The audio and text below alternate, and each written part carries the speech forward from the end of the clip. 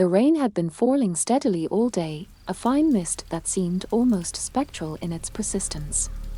By nightfall, the quaint little town of Aldrich Hollow had surrendered completely to the downpour, streets empty, lights flickering through the heavy sheets of water.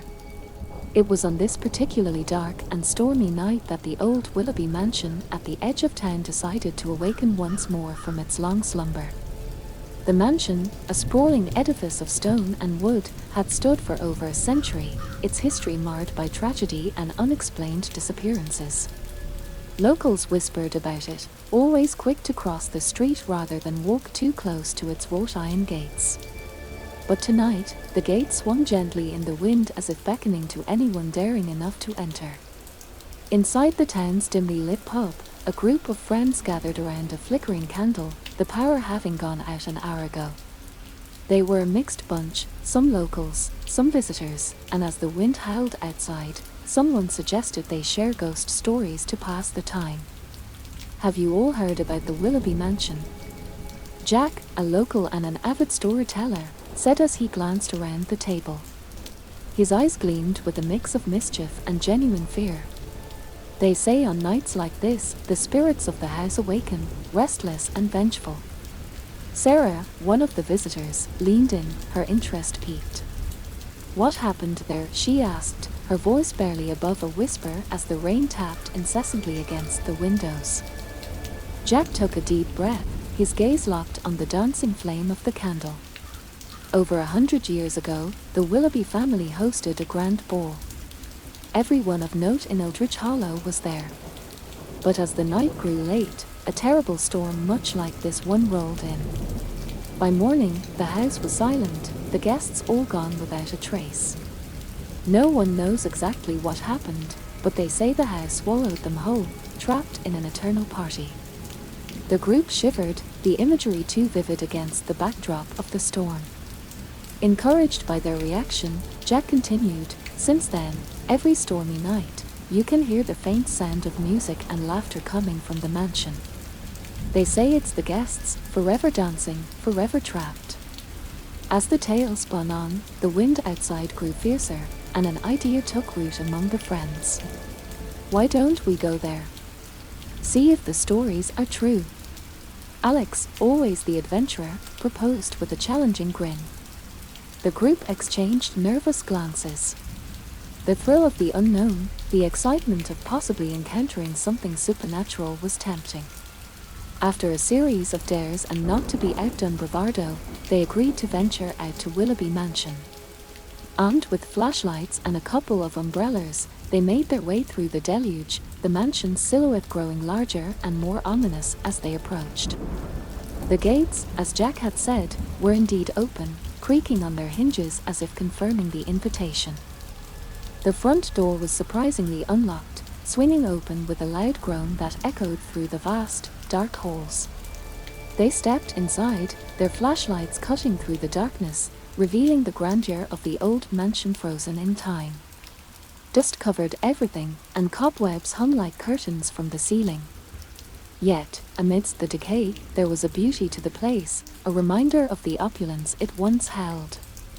As they explored the ground floor, the faint sound of music began to drift down the corridors, a slow waltz that was both beautiful and haunting. Do you hear that? Sarah whispered, her voice trembling slightly. They followed the sound, drawn to the ballroom at the heart of the mansion. The doors swung open on their own as they approached, revealing a grand space lit by hundreds of candles that shouldn't have been burning. Inside, spectral figures danced in silence, their movements graceful yet eerie. The friends stood at the threshold, unable to believe what they were seeing. The ghosts paid them no mind, lost in their eternal revelry. As they watched, entranced by the sight, a cold breeze swept through the room, the candles flickering wildly. Suddenly, the music stopped, and the dancers turned to face them, their eyes hollow, their expressions twisted in silent screams. The temperature dropped, the air charged with a palpable sense of dread. The friends realized too late the danger they were in. The door slammed shut behind them, the lock clicking ominously. Trapped and terrified, they turned back to the ghostly assembly, which had begun to advance towards them slowly, the only sound the echo of their own ragged breaths and the storm raging outside. The candlelight cast eerie shadows across the faces of the advancing spectral figures, their gowns and suits from a bygone era swirling silently around them as they closed in. The friends backed away instinctively, their flashlights sweeping over the faded grandeur of the ballroom, desperately seeking an escape route. "Look for another way out," Jack shouted over the howling wind that seemed to penetrate the walls. But each door they tried was locked, each window sealed shut, as if the mansion itself was conspiring to keep them within its haunted halls. The ghosts moved closer, their faces expressionless, their eyes empty voids that seemed to pull at the very warmth of their living audience. Sarah, gripping her flashlight like a lifeline, felt the temperature drop further, the cold biting into her skin. "What do they want from us?" she cried out, her voice echoing strangely in the vast room. Alex, ever the protector, stepped forward, his own flashlight aimed directly at the nearest apparition. "We don't mean any harm," he called out, though whether the spirits could hear or even understand him was unclear. The ghost merely continued its silent approach, its hands reaching out as if to touch him. Just as the tension reached a breaking point, a loud crash resounded from the back of the ballroom. The group spun around, their lights cutting through the darkness to reveal a heavy curtain that had fallen, revealing a hidden doorway. Without a word, they rushed toward it, the ghosts' hands brushing against the air where they had just stood. They burst through the hidden door into a narrow, dust-choked corridor, the sound of their heavy breathing loud in the confined space. Behind them, the sound of the spectral waltz resumed, hauntingly beautiful and incredibly mournful. "Keep moving," Jessie urged, pushing through her fear as adrenaline fueled her steps. The corridor twisted and turned, a labyrinthine path that seemed designed to confuse and disorient. Paintings hung along the walls, their subjects' eyes seeming to follow them, adding to the oppressive atmosphere. Cobwebs brushed against their faces, and more than once, they heard the scurrying of unseen creatures in the darkness beside them. After what felt like an eternity, they emerged into a small room that appeared to have been a study. Books lined the walls, their covers thick with dust, and a large desk sat in the center, papers scattered across its surface as if someone had left in a hurry. "Look for anything that might tell us how to stop this," Jack said, beginning to rifle through the papers. His hand trembled slightly as he picked up an old journal, the leather cracked and worn. He opened it, the pages yellowed and fragile, and began to read aloud. "My greatest fear is not death, but that the dance will never end, that the curse I have unleashed will continue to ensnare innocent souls." The words sent a chill down their spines. "This is it," Sarah said, leaning over to see the journal. "This must be from one of the Willoughbys. Maybe it can tell us how to break the curse." They gathered around, poring over the journal, desperate for any clue. As they read, the wind outside seemed to grow wilder, the storm raging as if angry at their trespass into its secrets. But before they could find anything useful, a low, mournful moan echoed through the study. The door slammed shut with a force that shook the walls, and the candles that had been inexplicably lit flickered wildly. They turned just in time to see the shadows in the corner coalesce into a figure, tall and imposing, its eyes glowing faintly in the dim light. "You should not have come here," it spoke, its voice a chilling whisper that seemed to seep into their very bones. "The dance must go on, and you have interrupted it. You must take your place among the dancers." Panic set in as they realized they were trapped, the study offering no other exits. The figure advanced, its form becoming more defined, more terrifying. It was the patriarch of the Willoughby family, his portrait one of those they had passed in the corridor. His eyes held a sorrow that was almost palpable, but it was overshadowed by a malevolent determination. As he drew closer, the temperature dropped so sharply that their breath became visible, frost forming on the windows. The journal fell from Jack's hands, landing open on the floor. The last entry, written in a hurried scrawl, seemed to glow against the yellowed paper, "Forgive us, for we knew not what we wrought." The only escape is through the music, through understanding the melody that binds them. Realizing what they needed to do, Alex lunged for the journal, his eyes scanning the text for any mention of the specific melody. But as he read, the figure reached them, its hands cold and strong as it began to pull them toward the door leading back to the ballroom. Each touch was like ice, seeping deep into their bones, draining their will to resist. "No!" Jessie screamed, trying to pull away, but the spectral grip was too strong. Each step they were forced back towards the ballroom felt like moving through molasses, their movements slow and lethargic as the cold sapped their strength. Sam, his mind racing for a solution, glanced at the journal Alex clutched. "The melody. We need to play the melody," he shouted, hoping against hope that this was the key to breaking the cycle. Alex, struggling against the pull, nodded and flipped through the pages with trembling hands. "Here," he gasped, finding a page with musical notes scribbled hastily across it. "This looks like it, but how do we play it?" "The music box," Sarah cried out, realization dawning. "It must be connected. We need to get back to it." With renewed determination, they fought against the spectral Willoughby's pull, inching their way towards the music box which, miraculously, was still playing its slow, haunting tune in the corner of the room. As they moved, the spectral dancers seemed to pause, their movements slowing as if the music itself held sway over their actions. Reaching the music box, Alex quickly set the journal beside it and attempted to match the notes from the page to the melody being played. His fingers were numb, and the task was excruciatingly difficult under the watchful gaze of the ghostly patriarch and his ethereal entourage.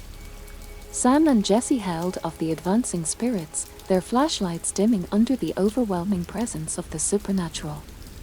"Hurry, Alex," Jessie urged, her voice laced with panic.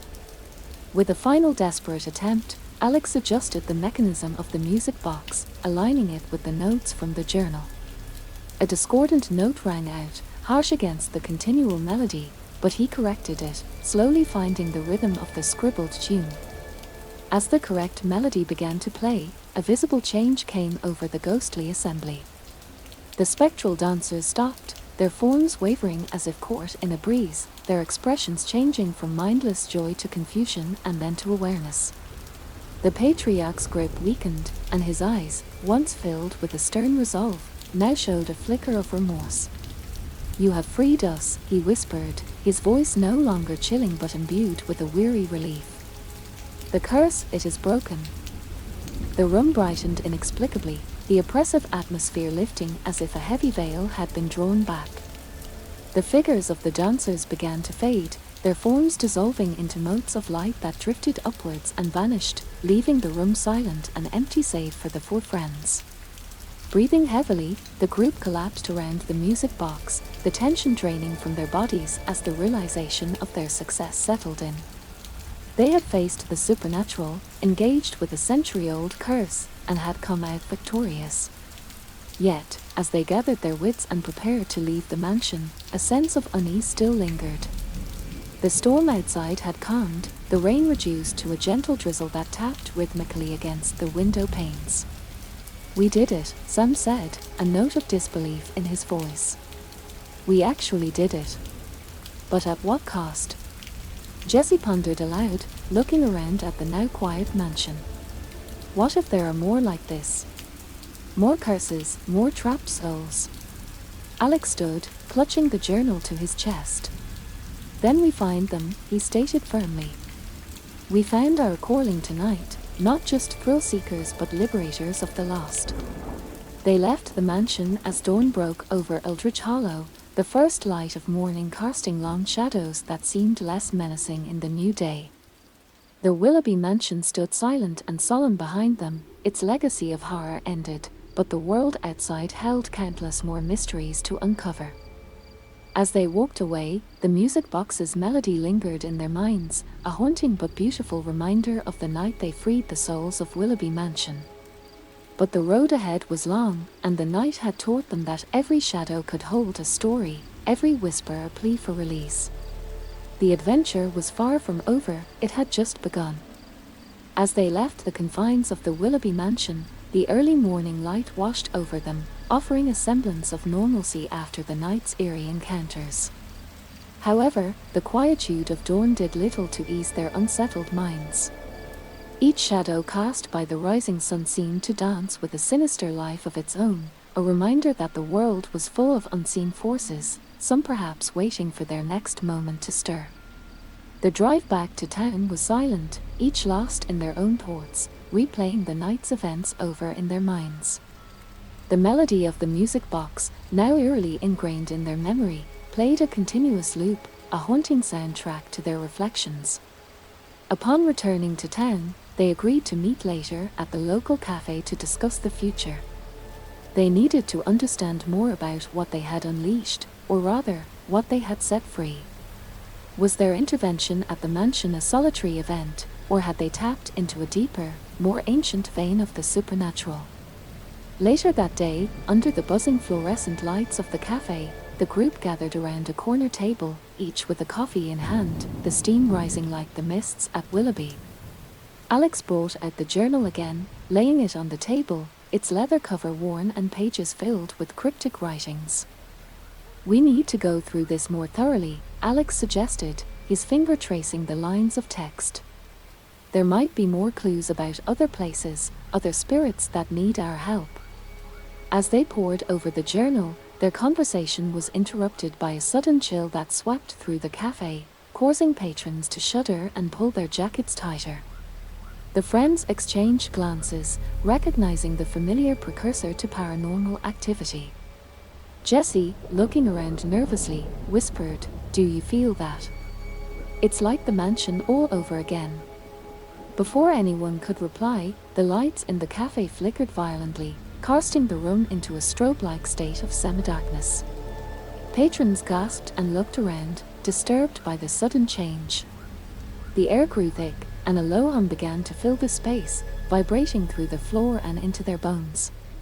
"It's happening here, now," Sam said, his voice low, as he instinctively reached for his camera bag. "Something followed us, or maybe we're more sensitive to it now." From the far end of the cafe, a shadow detached itself from the others thrown by the flickering lights.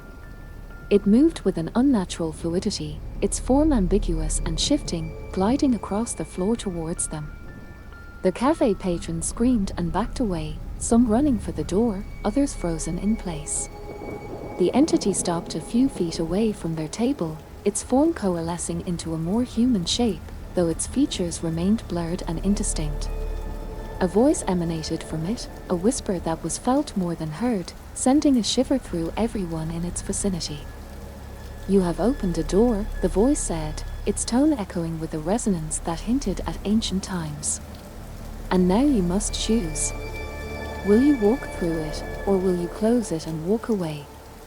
The friends looked at each other, their decision clear without words. They had started this journey together, and now they were bound to it, for better or worse.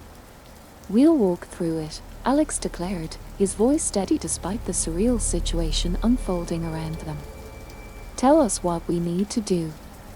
The shadow seemed to consider this for a moment before it began to dissipate, melting away into the air with one last whisper, "Be wary, the path is fraught with dangers you cannot yet comprehend." As the normal life returned to the cafe, the patrons cautiously settled back down, murmuring amongst themselves, eyeing the friends with a mix of suspicion and awe. The group gathered their belongings, knowing that their lives had irrevocably changed. They stepped out into the sunlight, which now seemed too bright, too ordinary for what they had experienced and what lay ahead. "We need to prepare," Jessie said, a determined look on her face. "Research, train, whatever it takes. We're in this together, and we're going to face whatever comes." With a new purpose solidifying their bond, they set out to delve deeper into the supernatural, to help those spirits still trapped and to protect the living from the restless dead. As they walked down the street, their shadows stretched long behind them, intertwined and formidable. As night began to fall again, and the wind picked up, carrying whispers of the unknown, they readied themselves for whatever eerie, bitter, and rainy nights awaited them, armed with their newfound knowledge and an unyielding resolve to face the darkness head-on. As the days slipped into weeks, the trio's journey into the paranormal deepened. They combed through the journal they had recovered from Willoughby Mansion, each page offering cryptic clues about other haunted locales spread across the region. Alex had taken the responsibility of mapping out these sites, while Sam focused on collecting as much historical data as possible, and Jessie trained herself in various methods of spiritual protection and entity communication. Their next destination was a decrepit seaside hotel in the small, fog-laden town of Greyshore. The old structure perched ominously on a cliff overlooking the Atlantic, battered by relentless waves and winds that seemed to carry the cries of the long-lost souls rumored to haunt its halls. Locals spoke of the hotel in hushed tones, often crossing themselves when they passed its boarded-up windows and locked gates. As they approached the hotel under a cloak of mist and a waning moon, the air thick with salt and decay, the haunting began. It started with the sound of a distant piano playing somewhere within the depths of the hotel, a melancholic tune that seemed to seep through the walls and into their bones. None of them could pinpoint where exactly it was coming from, but it drew them closer, pulling them into the hotel's cold embrace. Navigating through the crumbling lobby, their flashlights flickered erratically, shadows dancing along the broken walls and shattered chandeliers. They followed the sound of the piano, each note echoing louder as they descended into the basement, where the air grew oppressively cold. In the basement, they found an old ballroom, its floor littered with debris and rotting furniture. At the far end of the room, an antique grand piano sat untouched by the decay surrounding it. The keys moved on their own, pressing down with ghostly fingers to continue the sorrowful melody. "Who's there?" Jessie called out, her voice echoing off their high ceilings and cracked walls. Her training had prepared her for encounters, but the reality was always more chilling than she anticipated. No answer came, but the piano music swelled, a sign they were not alone. Alex set up his digital recorder near the piano, hoping to capture any voices or messages from the spirits. As they stood watching the piano play, a cold wind swept through the room, extinguishing the candles they had lit and plunging them into darkness. From the shadows, whispers emerged, circling around them, speaking in languages old and forgotten. The air was charged with energy, the kind that made the hair on their necks stand and their skin crawl. "We need to find out what happened here," Sam said, his voice steady despite the eerie atmosphere. He moved to examine the walls, where old, faded photographs hung crookedly. Each photo showed guests and events from the hotel's grander days, but several photos had one guest in common, a woman in a black velvet dress who seemed to appear in every significant gathering. As they focused on the photographs, the piano music stopped abruptly, replaced by a low, mournful wailing that seemed to come from the walls themselves. The temperature dropped further, breaths visible in the air as they turned back to the piano. There, seated at the piano bench, was the spectral figure of the woman from the photographs. Her eyes were hollow, her skin pale and translucent. She looked up at them, her gaze piercing through the darkness. "You have awakened me," she whispered, her voice echoing with a timeless sorrow. "But I am not the only one who walks these halls."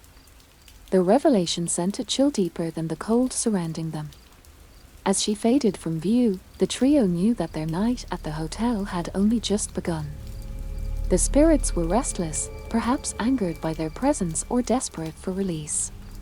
They prepared themselves for a long night, setting up cameras and other equipment, determined to uncover the mysteries of the hotel and give a voice to those trapped within its walls.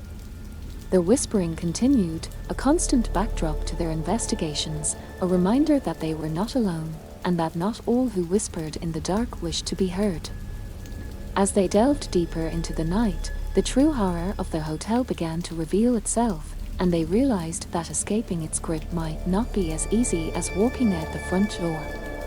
The building seemed to come alive, each room telling a part of a tragic, interconnected story that they had only begun to uncover. The night promised more revelations, but at what cost, none of them were sure. As their investigation deepened, the atmosphere within the old seaside hotel grew increasingly oppressive. The air felt thick, as if laden with the despair of decades. Sam, Jesse, and Alex moved methodically through the dim corridors, their equipment capturing fluctuations in temperature and unexplained electromagnetic frequencies that seemed to spike with every step deeper into the heart of the hotel. In the depths of the hotel's abandoned kitchen, where pots still hung from hooks and plates lay shattered on the floor, they found the epicenter of the paranormal activity. The temperature here was several degrees colder than the rest of the building, and their breaths appeared as thick mist in their flashlights' beams. The digital recorder, left running on a moldy countertop, suddenly picked up a new sound, a guttural whispering that crescendoed into a cacophony of voices. Jessie, who was monitoring the audio feed through headphones, ripped them off, her face pale with shock. "They are not just whispering. They are crying out for help," she said, her voice trembling. "It's like they are trapped here, reliving their last moments over and over." They set up a night vision camera aiming towards the center of the kitchen, where the air felt most charged. As they watched the playback, a visible disturbance appeared in the air, a swirl of shadow that coalesced into the form of a young boy, his expression one of sorrow and fear. He reached out towards them, his mouth moving, but no sound came out. "We need to help him," Alex said, stepping closer to the apparition. "We need to find out what he wants." Using a combination of the recorder and a spirit box, they attempted to communicate with the boy. After several minutes of static, a clear message came through, a simple plea: "Find my mother." The trio exchanged a glance, understanding dawning on them. The woman in the black velvet dress, the figure from the photographs and at the piano, could she be his mother? They needed to connect the pieces, to bring them together somehow. Driven by a newfound urgency, they returned to the ballroom where the piano still stood. Placing the photograph of the woman beside the piano, they called out to her, hoping to summon her presence. Minutes passed in anxious anticipation until the air around the piano shimmered and the woman appeared once more, her gaze immediately drawn to the photograph. A tear formed in her ghostly eye as she reached out, her hand passing through the picture as if trying to touch it. "Is this your son?" Jessie asked softly, her voice filled with empathy. "Yes," the woman whispered, her voice laden with sorrow. "I've been looking for him for so long." "He's looking for you too," Alex replied. "He's in the kitchen. He's scared." The spectral woman looked at them, a mix of hope and fear in her eyes. "Can you bring him to me?" Nodding, the trio hurried back to the kitchen, guiding the boy's spirit through the dark, empty halls of the hotel.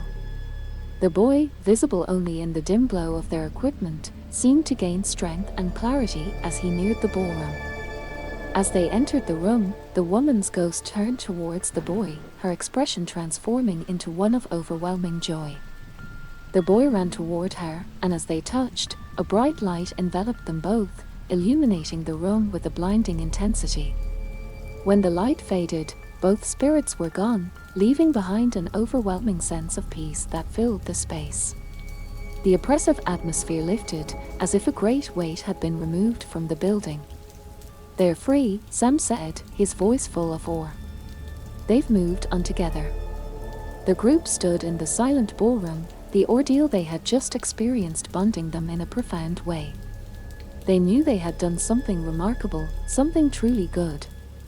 As they packed up their equipment and prepared to leave the hotel, they felt a subtle shift in the air, a gentle breeze that seemed like a thankful sigh from the building itself. The sun was rising, casting the first warm rays through the broken windows, painting the old hotel in a light of redemption.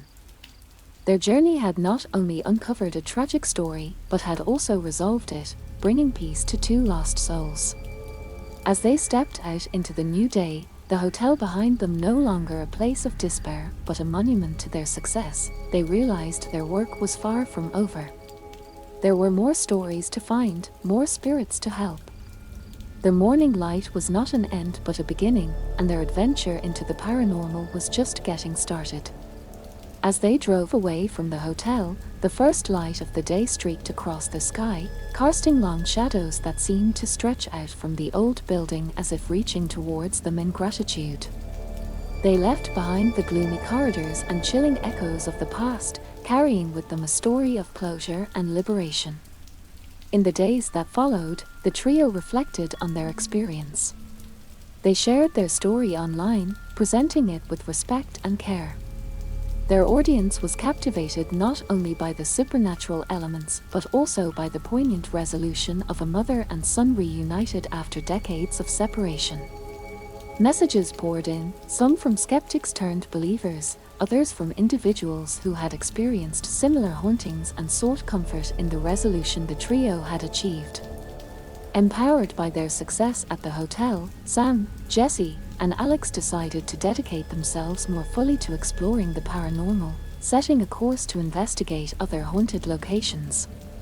Each place had its own story, woven into the fabric of local lore and whispered about in the quiet corners of cafes and libraries. However, as they prepared for their next journey, a sense of unease lingered in the back of their minds. The peace they had brought to the spirits in the hotel was profound, but it was a stark reminder of the thin veil between the living and the dead, and the responsibilities that came with tampering with unseen forces. The night before they were set to leave for another investigation, they gathered at their favorite local cafe, the site of their first real planning session. The cafe was cozy, a stark contrast to the cold, abandoned places they frequented. As they sipped their coffee, the wind outside began to pick up, whistling through the cracks in the windows, a familiar yet unsettling sound. "It feels like a warning," Jesse murmured, looking out the window at the swirling leaves. "Or a reminder," Alex suggested, his eyes serious. "That what we do, it's not just about thrill-seeking. It's about understanding, respect, and sometimes, intervention." Sam nodded, his thoughts on the many stories still untold, the many spirits still wandering in the shadows. "We've learned a lot. But there's so much we don't know. Each place, each spirit, it's a new chapter in a larger story we're just beginning to read." The wind continued to howl, a symphony of the coming autumn, as they planned their next steps. They knew now more than ever that their journey was about more than just ghost stories for a rainy, bitter, and eerie night. It was about histories that needed telling, souls that needed peace, and a deeper understanding of the boundary between life and death.